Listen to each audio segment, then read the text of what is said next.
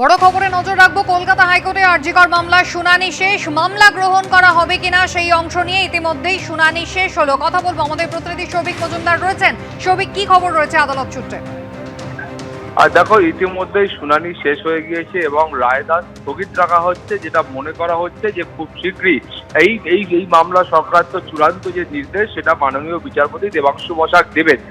এখন যে মামলার বিচার প্রক্রিয়া সংগঠিত হলো সেই অংশে শুধুমাত্র এই মামলাটি গ্রহণ করা হবে কিনা, অর্থাৎ রাজ্যের তরফে যে আবেদন করা হয়েছিল এবং সিবিআই এর তরফে যে আবেদন করা হয়েছিল সেই আবেদনগুলি বা সেই মামলাগুলি কলকাতা হাইকোর্ট গ্রহণ করবে কিনা, বা গ্রহণ করলে দুটি মামলাই গ্রহণ করবে নাকি কোনো একটি মামলা গ্রহণ করবে, সেই সংক্রান্ত মামলার বিচার প্রক্রিয়া শেষ হয়েছে এবং যেটা মনে করা হচ্ছে যে খুব শীঘ্রই এ বিষয়ে কলকাতা হাইকোর্ট তার চূড়ান্ত অবস্থান গ্রহণ করবে।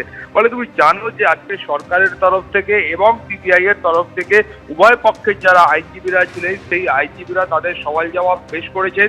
রাজ্যের বক্তব্য ছিল যে তারা এই গোটা প্রক্রিয়াটা শুরু থেকে তারা তদন্ত করেছেন এবং তাদের কাছে প্রথম অভিযোগ দায়ের হয় এবং সেই অভিযোগ দায়ের হওয়ার পরে তারা কিন্তু প্রাথমিক পর্যায়ে যে ইনভেস্টিগেশন বা তদন্ত ছিল সেই প্রক্রিয়াটা তারা সংগঠিত করেছেন। ফলে তারা যদি কোথাও গিয়ে মনে করেন যে উপযুক্ত শাস্তি হয়নি, ফলে তারাও কিন্তু সেক্ষেত্রে কলকাতা হাইকোর্টে এই আবেদন করতে পারে। পাল্টা সিবিআই এর তরফে এই যুক্তি দেওয়া হয়েছিল যে তারা স্পষ্ট করে বলেছিলেন যে কলকাতা হাইকোর্টের নির্দেশে তারা কিন্তু এই মামলা গ্রহণ করেছেন এবং এই মামলা গ্রহণ করার পরে গোটা মামলার কেস ডায়েরি থেকে সমস্ত রেকর্ড তাদের কাছে রয়েছে। ফলে তারা কিন্তু বিচার প্রক্রিয়াতেও রাজ্য সরকারের তরফ থেকে বা পুলিশের তরফ থেকে কেউ ছিলেন না। ফলত এক্ষেত্রে সিবিআই হচ্ছে একমাত্র উপযুক্ত সংস্থা যারা এই মামলার ক্ষেত্রে কলকাতা হাইকোর্টে আবেদন করতে পারেন। এই আবহে বা এই প্রেক্ষিতেই শুনানি শেষ হয়ে গিয়েছে। এখন কলকাতা হাইকোর্টের তরফ থেকে যেটা মনে করা হচ্ছে খুব শীঘ্রই এই বিষয়ে চূড়ান্ত সিদ্ধান্ত গ্রহণ করা হবে। কুসুমিতা। সৌভিক, ধন্যবাদ। দলেরই মন্ত্রীদের বিরুদ্ধে মুখ খুলেছিলেন আর এবার ক্ষমা চাইলেন, তবে নিজের বক্তব্যে অনড়ি রইলেন তৃণমূলের প্রবীণ সাংসদ কল্যাণ বন্দ্যোপাধ্যায়। বললেন কয়েকজন মন্ত্রীর বিরুদ্ধে অভিযোগ রয়েছে, দলের ভিতরে তা জানাবেন। তৃণমূলের আন্দোলনের এই চাপানুতর নিয়ে কটাক্ষ ছুড়ে দিয়েছে বিরোধীরা। দিদি আছে বলে আছি, নালে নেই। দিদির মন্ত্রীদের চাল চলন দেখলে আর থাকতে ইচ্ছে করে না। কল্যাণ বন্দ্যোপাধ্যায়ের এই মন্তব্য ঘিরেই এখন তোলপাড় তৃণমূলের অন্তরে। দু তিনজন মন্ত্রী এমন বোঝায় না, মাঝে মাঝে মুশকিল হয়ে যায় আমাদের। ওই সঙ্গে সঙ্গে যারা থাকে, তো তুমিও বোঝো আমিও বুঝি, হাফ হার্টেড ফ্যাক্টস বলে তারা। যারা মন্ত্রী হয়ে যায় তারা আবার চুপচাপ হয়ে যায়, যেন আরজি করে তাদের একটাকেও মুখ খুলতে দেখা যায়নি। দিদির মন্ত্রিসভার সবাই কোনটা নেই, দিদির মন্ত্রিসভা সবাই, দিদির মন্ত্রিসভা মন্ত্রীরা ভীষণ ভালো মন্ত্রী। বাপরে বাবা, বিরাট সব মন্ত্রী। কল্যাণ বন্দ্যোপাধ্যায় নির্দিষ্ট করে কোনো মন্ত্রীর নাম না বললেও শুক্রবার এ নিয়ে কড়া প্রতিক্রিয়া দেন পরিষদীয় মন্ত্রী শোভনদেব চট্টোপাধ্যায়। আমাকে যদি বলে আমার চালচলন দেখলে তার দলে থাকতে ইচ্ছে করে না, আমি দল ছেড়ে দেবো।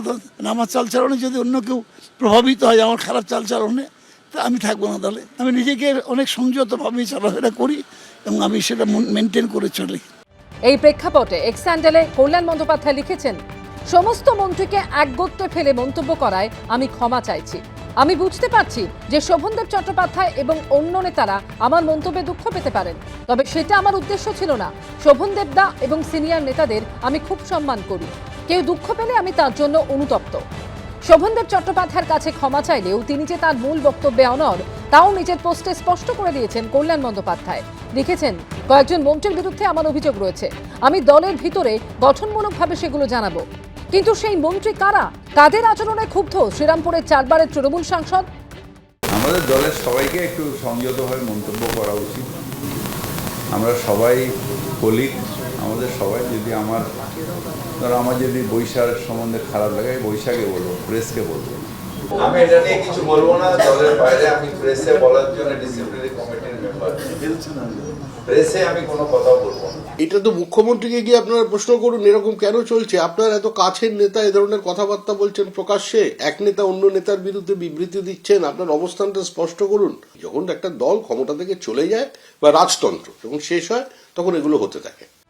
কল্যাণ বন্দ্যোপাধ্যায় মমতা বন্দ্যোপাধ্যায়ের দীর্ঘদিনের অনুগামী। মমতা বন্দ্যোপাধ্যায় রাজনৈতিক ও আইনি লড়াইয়ের সঙ্গে ওতপ্রোতভাবে জড়িত। তাই প্রশ্ন উঠছে, তিনি কোন মন্ত্রীদের আচরণে বিরক্ত তা নিয়ে সরাসরি মমতা বন্দ্যোপাধ্যায়ের কাছে কি অভিযোগ জানাবেন? জানালে কি ব্যবস্থা নেবেন মমতা বন্দ্যোপাধ্যায়? শিবাশিস মৌলিক ও অনির্বাণ বিশ্বাসের রিপোর্ট, এবিপি আনন্দ। নমস্কার।